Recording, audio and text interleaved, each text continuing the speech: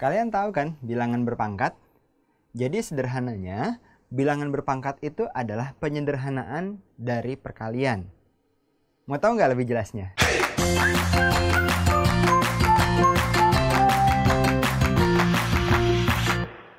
Jalan-jalan ke kota Mekah. Jangan lupa beli sajadah.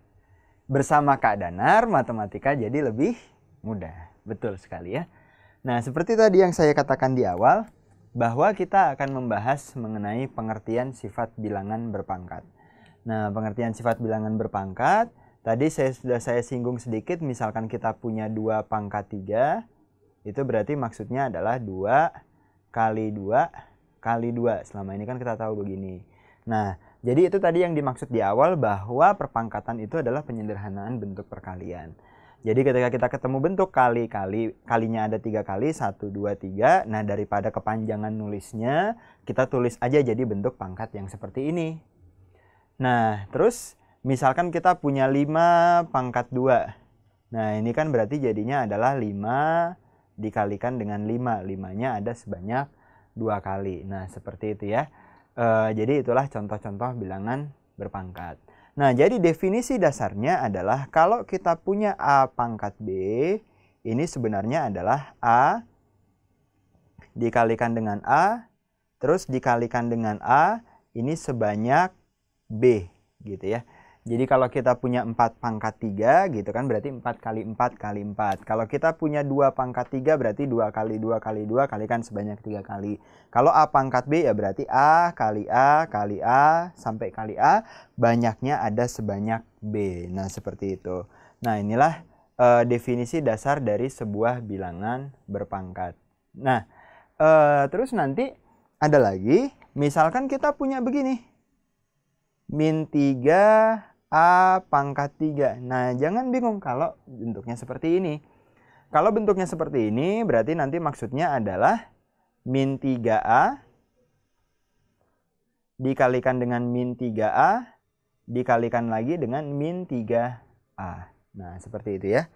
Maka jadinya apa nih? Min 3 kali min 3 kali min 3. Berarti min 3 kali min 3-nya 9. Kali lagi dengan min 3 jadinya nanti adalah minus 27 A pangkat 3. Nah, itulah contoh-contohnya. Dan inilah pengertian dari sebuah bilangan berpangkat. Oke, dari sebuah bilangan berpangkat, nanti ada yang namanya sifatnya. Sifat-sifat bilangan berpangkat. Nah, gimana tuh sifat-sifat bilangan berpangkat? Oke, saya ambil contoh ya. Misalkan kita punya 2 pangkat 3 dikalikan dengan 2 pangkat 2. Nah, 2 pangkat 3 dikalikan dengan 2 pangkat 2 berarti ngitungnya gimana? Kalau mau ngitung, kita bisa lihat kan ini berarti jadinya adalah 2 kali 2 kali 2. Nah, ini maksud dari 2 pangkat 3 yaitu adalah 2-nya ada sebanyak 3 kali. Nah, lalu ada lagi 2 pangkat 2. Ini berarti nanti dikalikan dengan 2 kalikan dengan 2. Nah, seperti itu ya. Dimana berarti maksud dari yang ini adalah 2-nya ada sebanyak 2. Artinya apa? Artinya sebenarnya kan ini sama aja dengan 2-nya ada sebanyak 5 gitu. Jadi maksudnya gimana sih? Jadi maksudnya 2 pangkat 3 dikalikan dengan 2 pangkat 2. Itu maknanya sama dengan 2 pangkat 3 tambah 2. Dimana jadinya adalah 2 pangkat 5. Nah, seperti itu. Maka jadi kita punya sifat yang pertama. Kalau kita punya A pangkat B dikalikan dengan A pangkat C, itu nanti jadinya adalah A pangkat B tambah C. Nah, dia jadi penjumlahan. Itu adalah bentuk perpangkatan yang pertama, sifat yang pertama. Oke, baik. Nanti ada lagi sifat yang kedua. Misalkan gimana sifat yang kedua? Misal saya punya 2 pangkat 4 dibagi dengan 2 pangkat 2. Nah, bentuknya seperti ini. Nah, gimana mengerjakannya? Mengerjakannya kan berarti adalah 2 kali 2 kali 2 kali 2. 2-nya ada sebanyak 4. Dibagi dengan 2 kali 2. Nah, dari situ berarti kita bisa lihat bahwa 2 sama 2-nya sama-sama habis. Maka nanti bisa ditulis jadinya apa? Jadinya nanti adalah 2 pangkat 2. Atau berarti kita bisa simpulkan di sini kalau 2 pangkat 4 dibagi 2 pangkat 2, ini jadinya 2 pangkat 4 kurang 2, atau jadinya ya 2 pangkat 2. Nah, dari situ nanti kita punya sifat yang kedua. Sifat yang kedua adalah kalau kita punya A pangkat B dibagi dengan A pangkat C, itu nanti jadinya adalah A pangkat B dikurang dengan C. Nah, ini adalah sifat dari bilangan berpangkat yang kedua.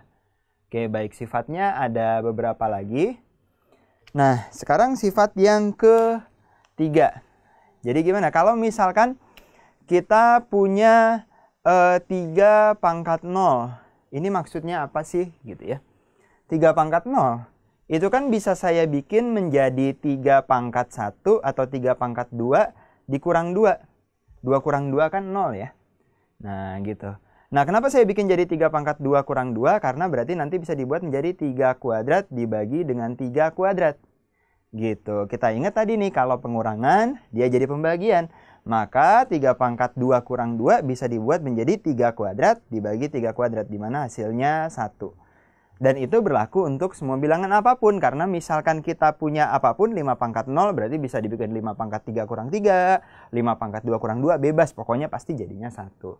Dari situ makanya kita punya sifat kalau A pangkat 0 itu jadinya adalah 1. Dan itu selalu berlaku untuk semua bilangan ya. Kecuali 0. Jadi berapapun dipangkatkan 0 pasti 1 kecuali si 0-nya sendiri. Itu sifat yang ketiga. Lalu ada lagi nanti sifat yang keempat. Baik, sifat yang keempat kita punya sifat kalau ada A pangkat B pangkatkan lagi dengan C. Ini nanti adalah perkaliannya A pangkat B dikalikan dengan C. Nah, ini adalah sifat yang keempat. Maksudnya gimana sih A pangkat B pangkat C sama dengan A pangkat B kali C?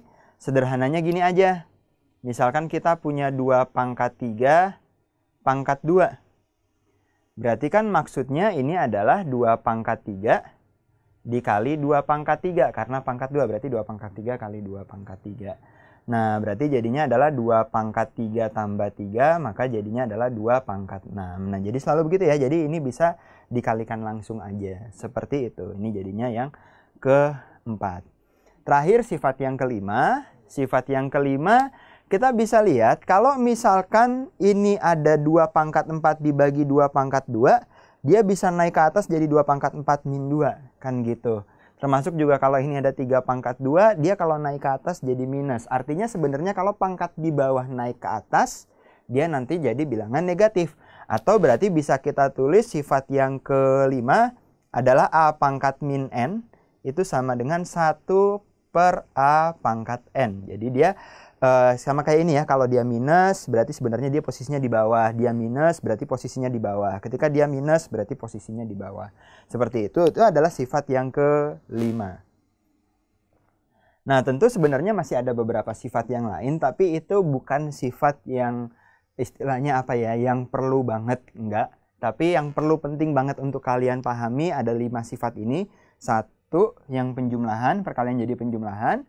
Terus ada pembagian jadi pengurangan, ada pangkat 0, ada pangkat ketemu pangkat, sama ada pangkat minus. Nah, itu yang perlu kalian pahami. Kenapa? Karena di soal UN banyak banget soal-soal bentuk bilangan berpangkat. Selanjutnya kita akan mencoba untuk mengerjakan soal, dan setelah itu masih akan ada video lagi. Sampai jumpa.